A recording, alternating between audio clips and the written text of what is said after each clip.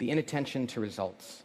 The reason why we have to hold people accountable is because if we don't, they're going to think that the results don't matter. Because see, we have to hold them accountable to results. It's not always financial results. If it's at a church, it's saving souls. If it's feeding people, it's the hungry who get food. And so how do we make sure that people are focused on results? Well, what else would they pay attention to if not results? Well, how about their budget, their department, their career, their status, their ego?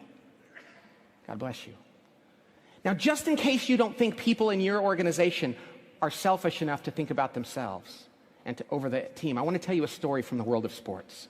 Now, I don't know how many of you follow basketball, but there's a team called the Chicago Bulls that you know Michael Jordan. Michael Jordan is pretty famous. Michael Jordan used to play for the Chicago Bulls, and after he retired, the second best player on the Bulls was a guy named Scottie Pippen.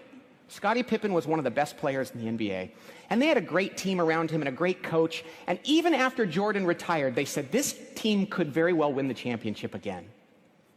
And so they made it to the playoffs, and they were playing their hated rival, the New York Knicks.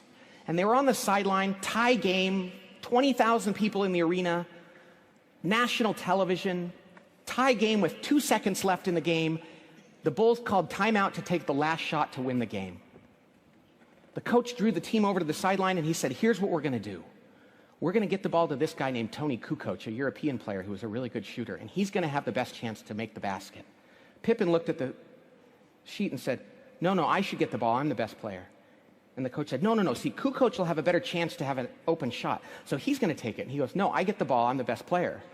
And the coach said, no, you don't get the ball. See, Kukoc is going to get the ball. You're not. You're going to be over here. And the player said, if I don't get the ball, then I'm not going out on the court. The coach said, okay, you're in for Pippen. They put him in. The best player sat on the bench. The fans were like, why is he not in the game? And the announcers were like, did he foul out? Did he get injured? What happened? No, he refused to play. The team made the shot, won the game, but that's irrelevant. The moral of this story is this. I wish everybody in this room, all of your organizations and churches, had people with the courage and audacity of Scottie Pippen, who could stand up in front of everyone and say, listen, you guys, it's not about the team, it's about me. Because then we'd know who to fire. I mean, that would be so nice. It's like, thank you for telling me. I always thought that about you, but I wasn't sure, but thank you. But they're not going to do that. They're going to go to meetings and nod and smile. And that's why we have to make sure they're focused on results. And the only way to do that is to hold them accountable out of love. And the only way to do that is to make sure that they're committed. The only way to get that commitment is if they disagree passionately. And the only way to do that is if they trust each other and are vulnerable. And I've gone a little bit over my time. I'm sorry. Thank you for having me here. God bless you.